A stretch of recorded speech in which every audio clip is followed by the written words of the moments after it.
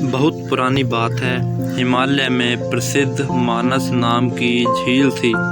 वहाँ पर कई पशु पक्षियों के साथ ही हंसों का एक झुंड भी रहता था। उनमें से दो हंस बहुत आकर्षक थे और दोनों ही देखने में एक जैसे थे, लेकिन उनमें से एक राजा था और दूसरा सेनापति। राजा का नाम था धृतराष्ट्र और सेनापति का नाम सुमुखा था। झील का नज़ारा बादलों के बीच में स्वर्ग जैसा प्रतीत होता था।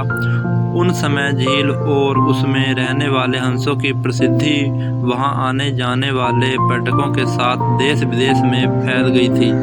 वहां का गुणगान कई कवियों ने अपनी कविताओं में किया, जिससे प्रभावित होकर वाराणसी के राजा को वह नज़ारा देखने की इच्छा हुई।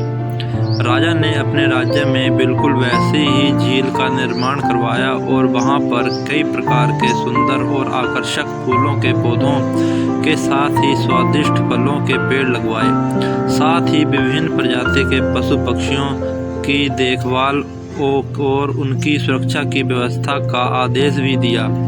वाराणसी का यह सरोवर भी स्वर्ग जैसा सुंदर था। लेकिन राजा के मन में अभी उन दो हंसों को देखने की इच्छा थी जो मानस सरोवर में रहते थे। एक दिन मानस सरोवर के अन्य हंसों ने राजा के सामने वाराणसी के सरोवर जाने की इच्छा प्रकट की, लेकिन हंसों का राजा समझदार था। वह जानता था कि अगर वो वहां गए तो राजा उन्हें पकड़ लेगा। उसने सभी हंसों को वाराणसी जाने से मना किया, लेकिन वो नहीं माने। तब राजा और सेनापति के साथ सभी हंस वाराणसी की ओर उठ चले। जैसे ही हंसों का झुंड उस झील में पहुंचा तो अन्य हंसों को छोड़कर प्रसिद्ध दो हंसों की शोभा देखते ही बनती थी। सोने की तरह चमकती उनकी चोंच सोने की तरह ही नजर आते, उनके पैर और बादलों से भी ज्यादा सफेद उनके पंख हर किसी को अपनी ओर आकर्षित कर रहे थे। हंसों के पहुंचने की खबर राजा को दी गई। उसने हंसों को पकड़ने की युक्ति सोची और एक रात जब सब सो गए तो उन हंसों को पकड़ने के लिए जाल बिछाया गया।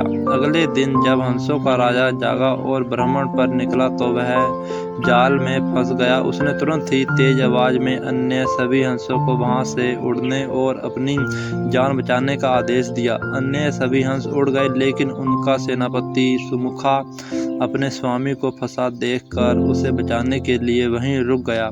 इस बीच हंस को पकड़ने के लिए सैनिक वहां आ गया।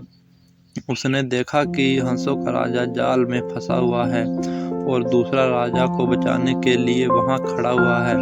हंस की स्वामी भक्ति देखकर सैनिक बहुत प्रभावित हुआ और उसने हंसों के राजा को छोड़ दिया। हंसों का राजा समझदार होने के साथ साथ दूरदर्शी भी था। उसने सोचा कि अगर राजा को पता चलेगा कि सैनिक ने उसे छोड़ दिया है तो राजा इसे जरूर प्राण दंड देगा। तब उसने सैनिक से कहा कि आप हमें अपने राजा के पास ले चलें। यह सुनकर सैनिक उन्हें अपने साथ राजदरबार में ले गया। दोनों हंस सैनिक के कंधे पर बैठे थे। हंसों को सैनिक के कंधे पर बैठा देखकर हर कोई सोच में पड़ गया। जब राजा ने इस बात का रहस्य पूछा तो सैनिक ने सारी बात सच सच बता दी। सैनिक की बात सुनकर राजा के साथ ही सारा दरबार उनके साहस और सेनापति की स्वामी भक्ति पर हैरान रह गया और सभी के मन में उनके लिए प्रेम जाग उठा। राजा ने सैनिक को माफ कर दिया और दोनों हंसों को आदर के साथ कुछ और दिन ठहरने का निवेदन किया। हंस ने राजा का निवेदन स्वीकार किया और कुछ दिन वहां रुककर वापस मानस झील चले गए। इस कहानी से सीख मिलती है कि किसी भी परिस्थिति में हमें अपनों का साथ नहीं छोड़ना चाहिए। दोस्तों, उम्मीद करता हूँ यह वीडियो आपको पसंद आई हो। अगर पसंद आई हो तो वीडियो को लाइक करें और चैनल को सब्सक्राइब करना न भूलें।